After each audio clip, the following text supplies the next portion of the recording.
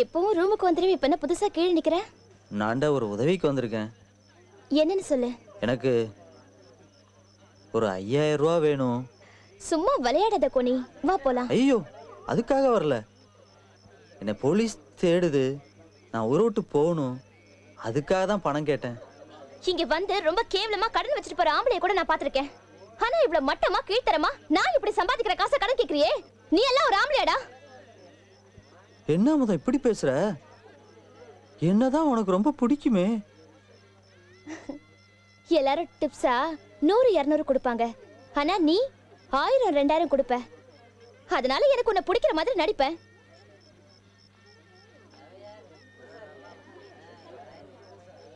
பணம் இல்லாம இருந்தா கூட பரவாயில்ல, இன்னைக்கு நைட்டு மட்டும் ஒரு ரூம்ல ஒரு ஓரத்துல படுத்துக்கிறேனே, உயிரோட இருக்கணும்னு போராடிக்கிட்டு இருக்கேன். என் நிலைமை அப்படி.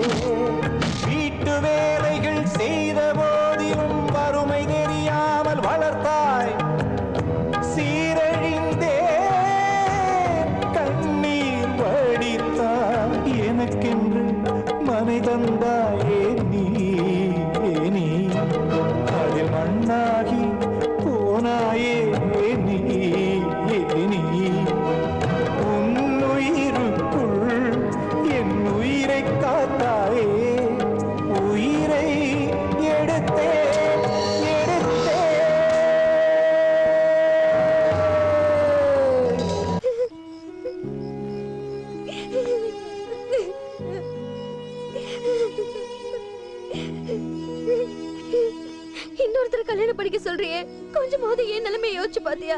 உன் நிலைமையை யோசிச்சுதான் இவ்வளவு தூரம் பேசிட்டு இருக்கேன்.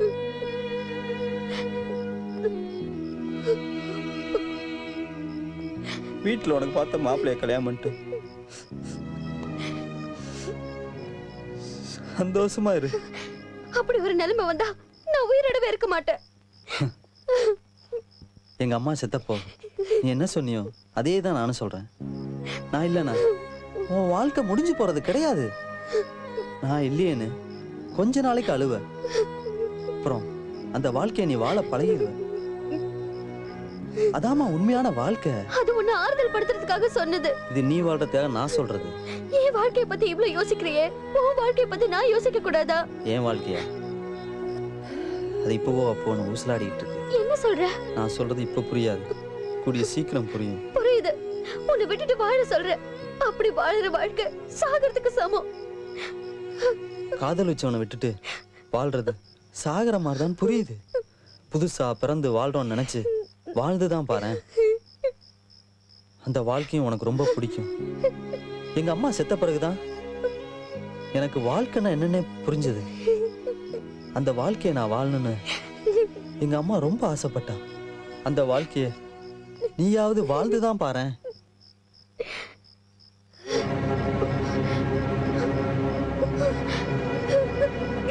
இல்ல, நீ எனக்கு வேணும்.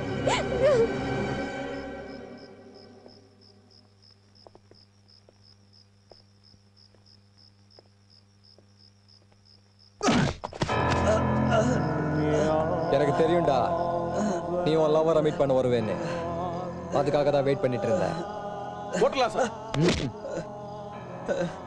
இவெல்லாம் ஈஸியா சாக கூடாது, கொஞ்சம் கொஞ்சமா சாகணும்.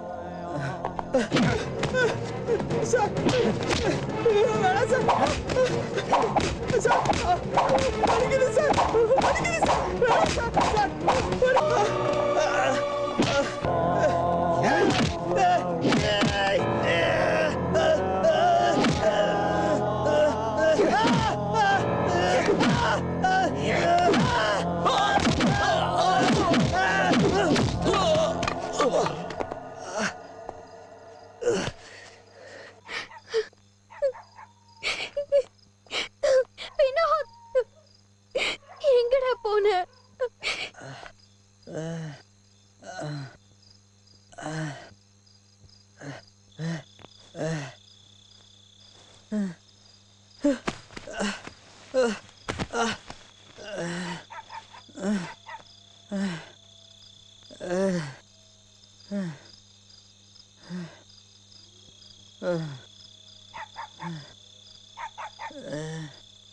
நாயகி நக்கிச்சுன்னா என் பிள்ளைக்கு தோஷமாயிருமே.